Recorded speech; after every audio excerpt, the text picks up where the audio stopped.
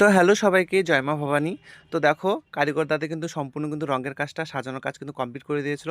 তারপরে কিন্তু আমি যেটা করছি সেটা হচ্ছে গয়না দিয়ে সাজাচ্ছি মাকে, যেগুলো মায়ের কিন্তু সোনার রূপো চাঁদির গয়না ছিল, সেগুলো এখন পরাতে হবে।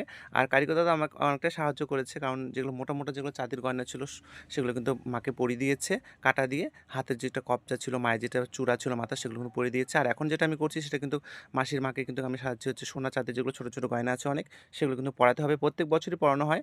আর এই দায়িত্বটা কিন্তু প্রত্যেক বছর মাসি কিন্তু আমাকেই দেয়।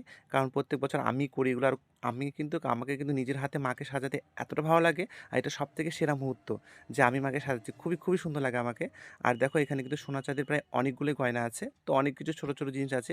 যেগুলো বড়, বড় সেগুলো কিন্তু পরানো হবে। আর ছোট, ছোট যেগুলো জিনিস সেগুলো কিন্তু পরানো হবে না। কারণ ছোট, ছোট জিনিস অনেক সময় অনেক জায়গায় পড়ে হারিয়ে যায়। তো যতটুকু পারবো ততটুকু কিন্তু মাকে পরাবো। আর এখানে দেখো, হাতে যেগুলো কব্জা ছিল সেগুলো কিন্তু দাদাভাই কিন্তু কারিগর দাদাভাই খুব সুন্দর করে পরিয়ে দিয়েছে। আর এটা কিন্তু মাসির মা। কেমন লাগছে তোমরা কিন্তু অবশ্যই বলবে গয়নাগুলো পরানোর পর দেখে মাকে যে কেমন লাগছে। আর তোমাদেরকে তো শেয়ার করেছিলাম যে মাসির বাড়ির মা আরও অনেক অনেক ভিডিওতে। আর তোমরা যারা যারা ইউটিউবে আমার সাবস্ক্রাইবার আছো, তোমরা অবশ্যই আমার চ্যানেলে গিয়ে তোমরা কিন্তু দেখে নাও, মাসির বাড়ির মাকে দর্শন করো। পুজোর কিন্তু অনেক ভিডিও আছে। আর আরও অনেক অনেক ভিডিও আছে যেগুলো তোমাদেরকে আমি শেয়ার করবো। সেগুলো দেখার জন্য কিন্তু শেষ অবধি আমার সাথে থাকতে হবে। ব্লগগুলো শেয়ার করতে হবে, ব্লগগুলো তোমাদেরকে দেখতে হবে। তারপরে দেখো না, এখানে কিন্তু মায়ের যেটা জিভ ছিল ছোট, সেটা কিন্তু লাগালাম। তারপরে এখানে সোনার চোখ আছে, অনেকগুলো সোনার টিপ আছে, সেগুলো কিন্তু পরিয়ে দিচ্ছি মাকে আমি আমার মতো করে সুন্দর করে। আর অবশ্যই তোমরা কিন্তু জানাবে, বারবার করে আমি বলছি, কেমন লাগছে মাকে। আর আমাকে কিন্তু খুবই সুন্দর লাগছিল, খুবই খুবই খুবই সুন্দর লাগছিল।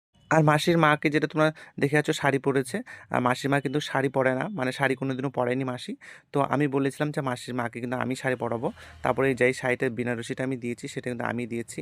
আর বেনারসি পরে এবার কেমন লাগছে তোমরা কিন্তু এটা কমেন্টে জানাবে মাকে। তো তোমাদের সাথে নেক্সট ব্লগে আবার দেখা হচ্ছে। তোমরা কমেন্টে জানাবে মাকে কেমন লাগছে। জয় মা ভবানী, জয় মা তারা। সবাই সুস্থ থেকো, ভালো থেকো। টাটা সবাইকে।